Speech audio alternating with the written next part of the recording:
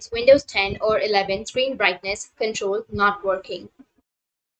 So if you want to fix your Windows 10 or 11 screen brightness control not working, then what you need to do is first you just need simply go with your search, which is on the bottom left, or just right click on your Windows.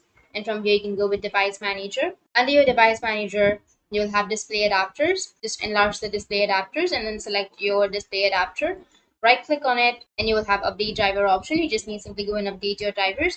After updating, your problem might be fixed. If that doesn't fix your problem, then the next solution is to update your Windows. So first is you need to update the drivers. You can go with browse my computers for drivers or search automatically for drivers and then select any option and update your drivers. After updating, you need to just open up your settings. Under settings here on the bottom left, you will have Windows Update. Go with the Windows Update. And if you have any updates or if any updates are available, you just need simply go with the fix issues option and then go and download and install all of the updates. After downloading and installing the updates, it will fix your problem. That's it. And if you have any questions, feel free to comment below. Thanks for watching.